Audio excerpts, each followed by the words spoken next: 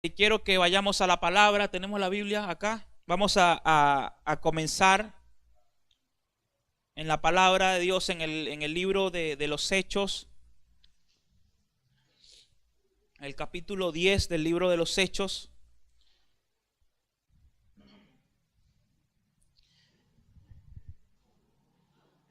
En el capítulo 10 del libro de los Hechos, como bien les venía diciendo, el sacerdocio personificado en el hombre, en la figura del hombre, en la figura masculina. No es lo mismo hablar de hombría a hablar de machismo. Son conceptos totalmente distintos. No es lo mismo hablar de feminidad a hablar de feminismo, porque yo creo que las feministas, mientras más feministas son menos femeninas, ¿no? No sé si usted ha visto en la televisión los movimientos o las marchas feministas, que es como que mientras son más feministas, son menos femeninas. Igual, un hombre, mientras más machista, parece que menos hombre es, porque no es lo mismo, no es igual hablar acerca de machismo que hablar acerca de hombría. Son conceptos totalmente distintos, y el sacerdocio como tal se fundamenta no en el machismo, no en el concepto de machismo del hombre por encima de todas las cosas y el opresor, ¿sí? Heteropatriarcal, como dicen, sino en la hombría. De ser el hombre, el sacerdote, el administrador, el responsable directo de todo lo que sucede dentro de su hogar. Fíjese que la palabra sacerdocio, cuando empieza a aparecer en la Biblia, hay varias palabras que lo definen a la palabra sacerdocio, y los diccionarios actuales encasillan a la palabra sacerdote o la palabra sacerdocio en el rol que tiene una persona de oficiar una religión o un culto. Y dicen que el sacerdocio es solamente la persona que oficia, rituales religiosos de algún culto, de alguna religión.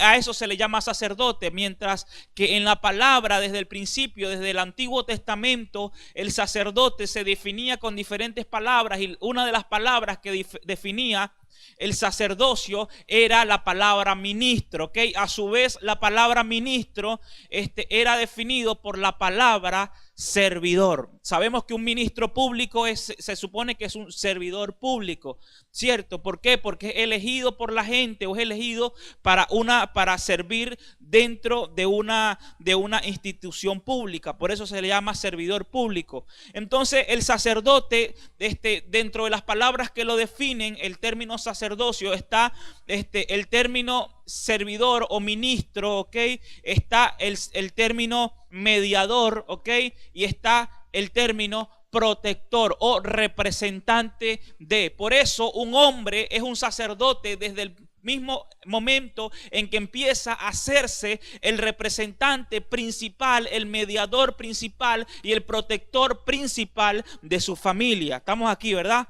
Entonces, por eso el sacerdocio fue instaurado, fue instalado en la familia, como base de la sociedad. Entonces, una de las cosas que se pierde cuando se pierde el sacerdocio es que se pierde la representatividad de la familia dentro de la sociedad. Va desdibujándose el modelo de familia, y el modelo de protector y de mediador que tiene un hombre dentro de un hogar.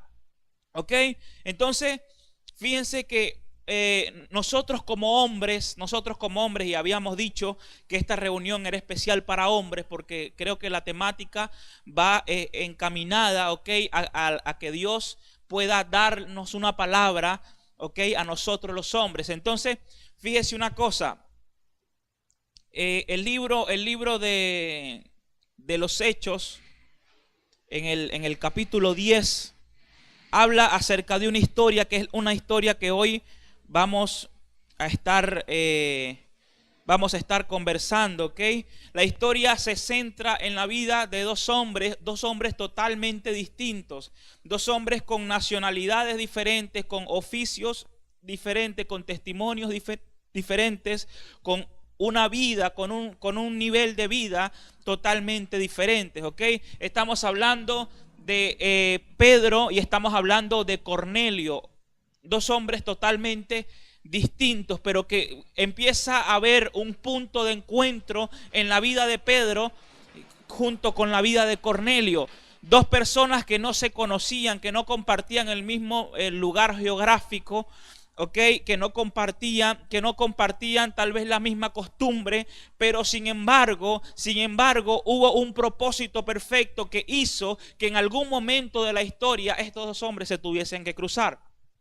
Fíjese como dice, capítulo 10, versículo 1, dice: había en Cesarea un hombre llamado Cornelio, centurión de la compañía llamada La Italiana.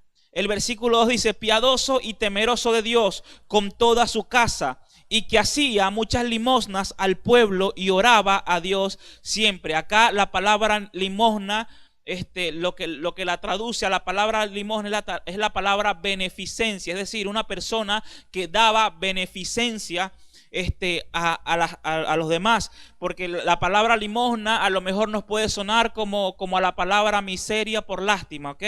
Pero no, en realidad se trata de que Cornelio era un hombre piadoso, era un hombre que daba mucha beneficencia a las personas y oraba a Dios siempre. Dice el versículo 3, vio claramente en una visión como a la hora 9 del día que un ángel de Dios entraba donde él estaba y le decía: Cornelio. Vamos a dejarla hasta allí por ahora.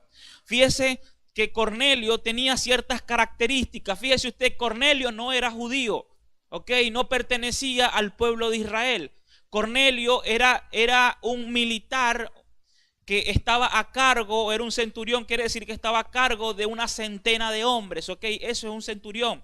Una persona, un general o un capitán, una persona de un rango que está a cargo de 100 hombres, es decir, de 100 soldados. Quiere decir que Cornelio era un hombre profesional dentro de las armas, dentro de la milicia. Era un hombre experimentado que tenía a su cargo, tenía habilidades de liderazgo frente a 100 hombres. Pero eso no le quitaba el hecho de que fuera un tipo piadoso, fuera un tipo temeroso de Dios, fuera un tipo de oración, un tipo benevolente, es decir, que tenía la capacidad de bendecir a otros independientemente que fueran sus soldados o no lo fueran. Entonces, eso convirtió a Cornelio, o eso le dieron a Cornelio las características necesarias para él convertirse en un hombre de visión. Quiere decir que Cornelio no se dedicaba al ministerio. Cornelio no fue discípulo de Jesús. Cornelio no recibió un milagro de parte del mismísimo Jesús. Sin embargo, era una persona muy creyente, una persona muy temerosa de Dios, una persona muy dadivosa, una persona que tenía relación de intimidad y de oración con Dios. Y esas características fueron las que lo habilitaron a Cornelio para ser un hombre de visión. Una de las cosas que un sacerdote necesita, o que un sacerdocio necesita, es visión, ¿cierto? Quiere decir que si el padre de familia, el hombre de la casa, no sabe, no tiene visión, hacia dónde, uno se pregunta hacia dónde va a dirigir a su familia. Por eso es que muchas familias van en un sentido erróneo, en un sentido incorrecto, a causa de la falta de visión que hay de parte del sacerdote. Amén. Quiere decir que Cornelio era un hombre de visión. ¿Por qué? Porque dice, vio claramente en una visión como a la hora 9 del día que un ángel de Dios entraba donde él estaba y le decía: Cornelio. Él mirándole fijamente y atemorizado dice: ¿qué es, Señor? Y le dice: tus oraciones y tus limosnas han subido para memoria delante de Dios. Envía pues ahora hombres a Jope y haz venir a Simón, el que tiene por sobrenombre Pedro. Posa en casa de cierto Simón curtidor, que tiene su casa junto al mar. Él te dirá lo que es necesario que hagas. Fíjese de una característica interesantísima como termina este versículo. En la visión que Dios le da a Cornelio, le dice: te va a decir qué es lo que tú vas a hacer. Tu visión quiere decir que la visión que Dios le dio a un hombre como Cornelio es que él tenía que obedecer lo que le iba a decir otro. Y es difícil para un hombre, ¿verdad? Y más que todo para un hombre adulto, tener que obedecer lo que otro hombre diga. No es tan fácil para el hombre.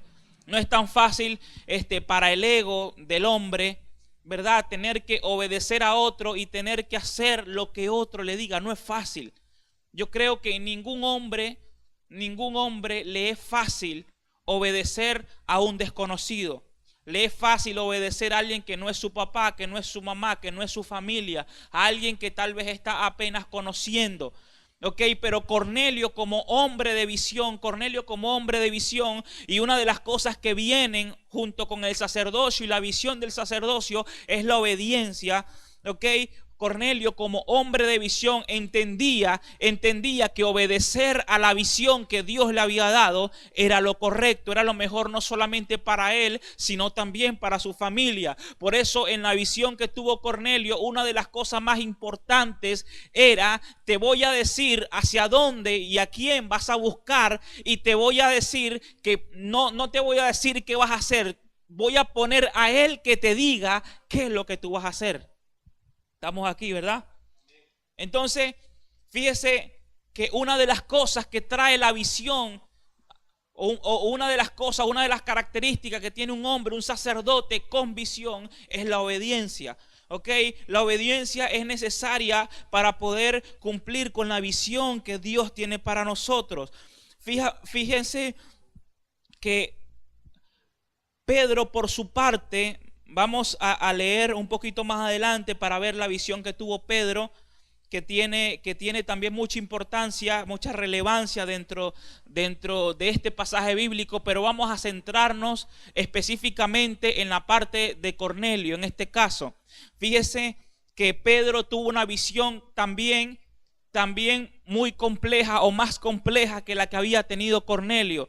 Pedro era un hombre muy diferente a Cornelio, como les dije, porque Pedro fue de los que caminó con Jesús. Pedro fue de los que vio los milagros de Jesús. Pedro fue consagrado como discípulo y luego como apóstol por el mismísimo Jesús. ¿Ok? Quiere decir que tenía características muy diferentes a las que tenía Cornelio. Sin embargo, la visión que tuvo Pedro también tenía relación con la visión que tuvo Cornelio, o la visión que tuvo Cornelio también tenía relación con la visión que tenía Pedro.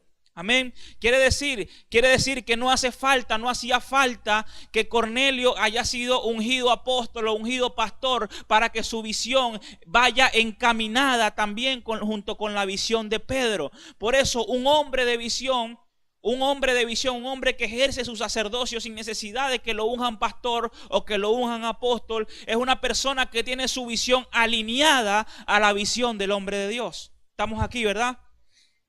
Fíjese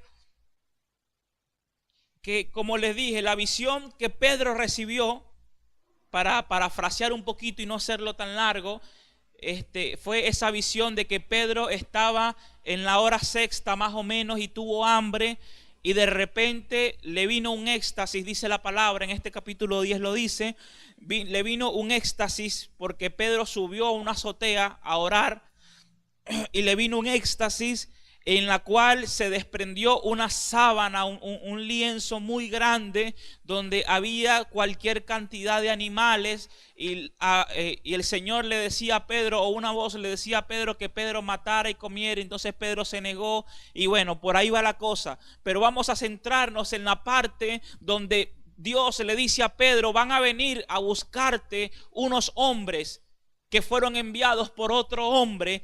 Tú tienes que bajar, tú tienes que descender e ir con ellos. Quiere decir que la visión que tuvo Cornelio iba en función, o estaba respaldada con la visión que también Pedro tenía. ¿Ok? Por eso cuando Pedro recibe a estos hombres enviados por Cornelio, Pedro no duda ni un momento en ir con ellos, porque entendió que del otro lado quien había enviado a estos hombres también había sido un hombre de visión, ¿ok? Un verdadero sacerdote. Entonces fíjense, vamos a continuar. Vamos a leer acá en este capítulo 10, También un poquito más abajo, en el versículo 24, vamos a leer en el versículo 24, dice: al otro día entraron en Cesarea y Cornelio los estaba esperando, y habiendo convocado a sus parientes y amigos más íntimos, cuando Pedro entró, salió Cornelio a recibirle, y postrándose a sus pies adoró. Mas Pedro le levantó diciendo: levántate pues, yo mismo también soy hombre. Quiere decir que en el momento en el cual Cornelio se da cuenta de que la visión que tenía era verdadera, la visión que tenía realmente había sido dada por Dios, porque concluyó en que realmente Pedro se tomó el tiempo, se tomó la molestia y el esfuerzo de salir de donde estaba y moverse hasta el lugar al cual estos hombres lo estaban llevando. Cuando entraron allí, me imagino lo bien que se habrá sentido Cornelio de decir: wow, Dios me mostró que fuera a buscar a este hombre, y a riesgo de que este hombre me rechazara, yo intenté cumplir con la visión que Dios me había mostrado. Y entonces por eso cuando Cornelio ve a Pedro, se postra delante de él, y Pedro reconoce que Cornelio también es un hombre de visión, también es un hombre con un llamado de parte de Dios, independientemente que no sea igual que el llamado que tenga Pedro. Por eso le dice: tranquilo, que yo también soy un hombre igual que vos. Es decir, tú y yo terminamos siendo los dos iguales. Entonces hay que tomar en cuenta, para entender esto, de que en aquel tiempo no era lícito o no era normal que un judío entrase en la casa de alguien que no era judío. Por eso le dije la importancia que tenía el hecho de que Cornelio no era judío, de que Cornelio no pertenecía ni a la raza ni a la cultura de los judíos, y era algo delicado, era algo complicado que un hombre como Pedro entrase en la casa de un hombre como Cornelio. Pero cuando existe visión, cuando hay visión en la casa, cuando hay visión en el sacerdote de la casa, nosotros muchas veces tenemos que dejar atrás costumbres, muchas veces tenemos que dejar atrás cultura y otro tipo de cosas para poder cumplir con la visión que Dios nos ha dado. ¿Están despiertos todavía, verdad? Estamos lo suficientemente despiertos para ir terminando. Entonces, a veces es necesario dejar atrás cultura, a veces es necesario dejar atrás diferencias raciales o de cualquier otro tipo, para poder cumplir con la visión que Dios nos ha dado. Y fíjese lo que dice Pedro en este versículo. Yo quiero que usted, si lo tiene, lo lea conmigo. Dice en el versículo 21, en el versículo 25: cuando Pedro entró, salió Cornelio a recibirle, y postrándose a sus pies adoró. Mas Pedro le levantó diciendo: levántate pues, yo mismo también soy hombre. Y hablando con él, entró y halló a muchos que se habían reunido, y les dijo: vosotros sabéis cuán abominable es para un varón judío juntarse o acercarse a un extranjero, pero a mí me ha mostrado Dios que a ningún hombre llame común o llame inmundo, por lo cual al ser llamado vine sin replicar. Así que entonces Cornelio preguntó: ¿por qué causa me habéis hecho venir?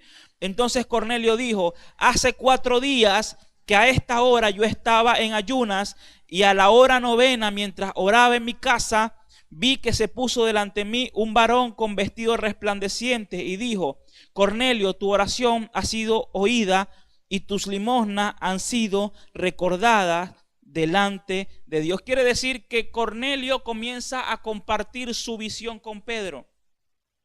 Pedro le pregunta, ay, ¿para qué me hicieron venir? Y Cornelio le dice, te hicimos venir no porque nos gusta la visita de judíos, no porque tú seas famoso o porque tú revivas enfermos. Ese es el problema, que a veces seguimos hombres porque los hombres muestran señales, milagros y prodigios. No seguimos hombres porque sean muy profetas o muy apóstoles. Seguimos hombres porque la visión que tiene ese hombre o la visión que yo tengo tiene que ir alineada con la visión que tiene ese hombre. Por eso lo que hace Cornelio es compartir su visión con Pedro. Le dice, mira Pedro, esto fue lo que sucedió. Esto fue lo que sucedió. Para hacerle saber a Pedro que la visión que también había tenido Pedro estaba alineada con la visión que él había tenido. ¿Ok? Quiere decir que lo que puede separar diferentes tipos de problemas o multitud de diferencias siempre se va a ver unidos por la visión. Diga conmigo, visión. Entonces, por eso Dios quiso juntar a dos hombres totalmente distintos, como hoy día todavía quiere hacerlo. Quiere juntar diferentes hombres, tal vez totalmente distintos, pero quiere juntarlos y alinearlos bajo una visión para cumplir un propósito perfecto. Estamos aquí todavía, ¿verdad? Fíjese que la necesidad que tenía Pedro de ir a ese lugar va más allá de una simple visita, y la necesidad que tenía Cornelio de recibir a un hombre como Pedro iba más allá de una simple visita. ¿Ok? Estamos hablando de un propósito perfecto. Cornelio, como sacerdote, como hombre de visión, sabía lo que le convenía a él y a su casa. Por eso, cuando él supo que el hombre de Dios iba a venir a su casa, él no se conformó solamente con recibirlo. Él hizo juntar a toda su familia, hizo juntar a todas sus amistades, para que sus amistades, su familia, todo su núcleo, toda su generación recibiese lo que él también iba a recibir. Amén. Por eso, otra de las características de un sacerdote o de un sacerdocio eficaz es entender que el propósito de Dios no es solamente con el hombre, sino tanto con la mujer como para con todos los hijos. Es un propósito que tiene que ver con tus generaciones, tiene que ver con absolutamente cada uno de los que integran tu núcleo familiar. Por eso, porque si no, Cornelio le fuese dicho, bueno, nos vemos en el café de la esquina o nos vemos en un restaurante, nos tomamos algo. No, Cornelio lo hizo venir a su casa, ¿ok? A su casa, donde él duerme, donde él come, donde él descansa, donde él tiene sus relaciones personales con sus familiares. Hasta allá le permitió Cornelio que llegara a Pedro. ¿Por qué? Porque decidió, independientemente de las diferencias, él decidió abrir las puertas a un ministerio como el de Pedro, como al ministerio apostólico que venía desde Jesús, pasando por Pedro, y llegó a su casa. Porque dice la palabra que cuando entró Pedro a su casa, que cuando él recibió a Pedro en su casa, una de las cosas que sucedieron es que todos allí recibieron el bautismo y la llenura del Espíritu Santo. Quiere decir que fue esa la primera vez, y mira la repercusión que trajo este episodio dentro del libro de los Hechos. Fue esta la primera vez que hombres que no pertenecían y ni tenían relación alguna con la raza judía eran bautizados por el Espíritu Santo. Imagínese usted la primera vez que una persona, que un italiano en este caso, que un extranjero estaba recibiendo la llenura del Espíritu Santo. Imagínese usted el nivel de importancia que tuvo este episodio dentro de la palabra. Porque fíjese que entonces Dios, para poder permitir que se cumpla un propósito perfecto, que se cumpla un propósito tan grandioso como que los gentiles también puedan ser llenos del Espíritu Santo, también puedan ser bautizados por el Espíritu Santo. Dios va a mover a los hombres de visión que estén dispuestos, que tengan propósito, que sean personas sujetas bajo autoridad, que sean personas de visión, que sean personas que entiendan bien qué es lo que le conviene tanto a él como a su familia. Son ese tipo de hombres los que Dios está llamando en este tiempo para alinearse a la visión del hombre de Dios, para poder cumplir un propósito perfecto.